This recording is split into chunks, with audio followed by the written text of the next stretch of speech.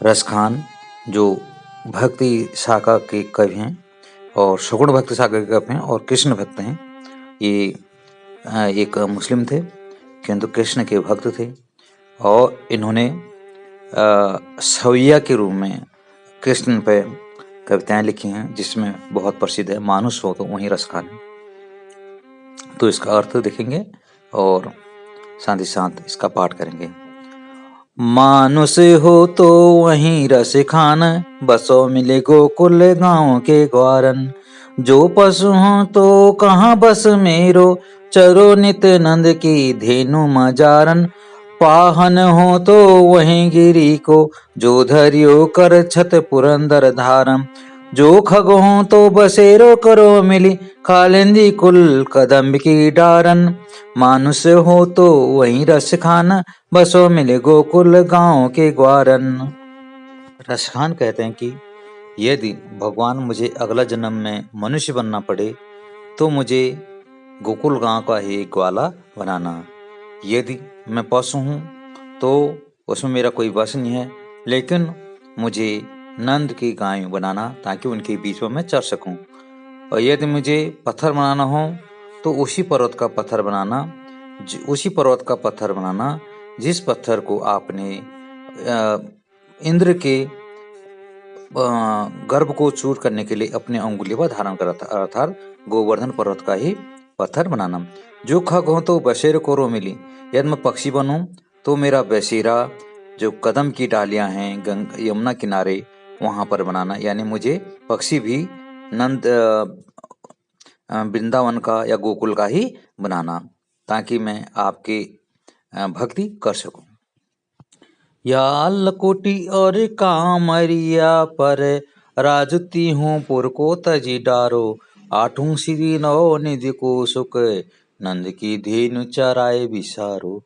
रस कान कबो इन आँखिने सो, ब्रज के बन बाग तड़ाग निहारो।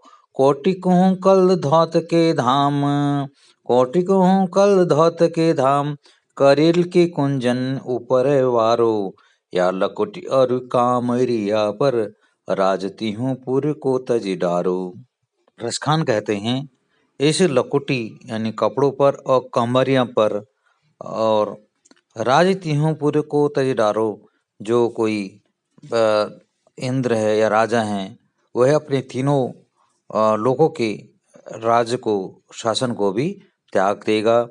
आठों सिद्धि नौ निधि को सुख जो है वह नंद की गाय को चराने में जो सुख मिलता है वह इन आठों सिद्धि और नौ निधि को भी बिसर जाएगा कृष्ण के छवि को देखकर। रसखान कहते हैं अपनी आंखों से कभी ब्रज के वन को और बगीचों को तालाबों को निहारो और करोड़ों जो यहाँ की धरती के धाम हैं उनको, जो वहाँ की करील के कुंजन हैं, जो वहाँ कुंज हैं उनके ऊपर हम वारा करते हैं, उन पे न्यौछावर करते हैं।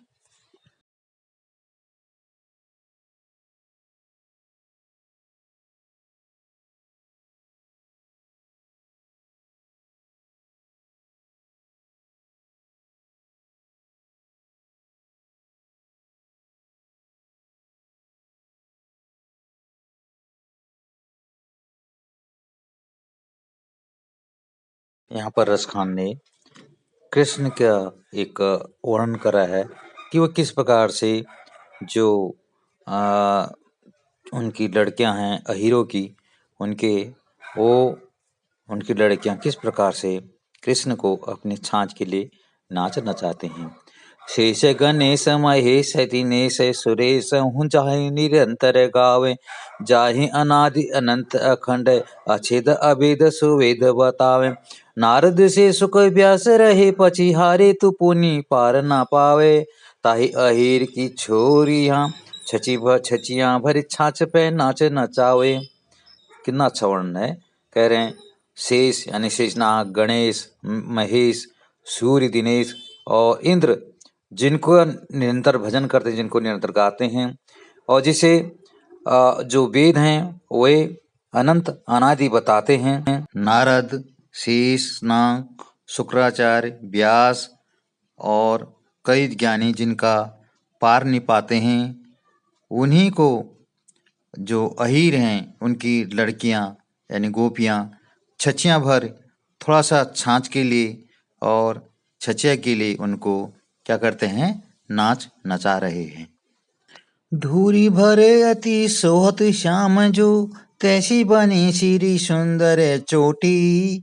खेलत खात फिरे अगना, पग पैजनी बाजती पीरी का छोटी। वा छवि को रसी खान बिलोकती, वारती काम कला निधि कोटी।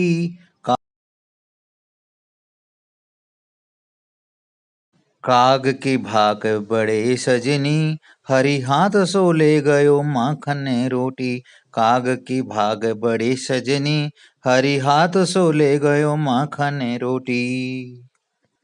रसखान कहते हैं कि धूल भरे बदन में जो कृष्ण हैं, श्याम रंग उनका अत्यधिक सुंदर लग रहा है और उस पर उनके सिर पर जो सुंदर चोटी बनी है वो अत्यधिक सुंदर लग रही है। वे अपने आंगन में खेलते हैं और खाते हैं और घूम रहे हैं, विचरण कर रहे हैं। और जब वो चल रहे हैं तो उनके पैरों की जो पैजनियां हैं वो बज रही हैं और उन्होंने पीले रंग का जो लंगोट है वो धारण कर रखा है। वह छवि को रसखान बिलोकत, ऐसी छवि को रसखान देख रहे हैं और वो कहते हैं ऐसी छवि में मैं काम कला निधि सारे सबको अपने न्योछावर कर दूं।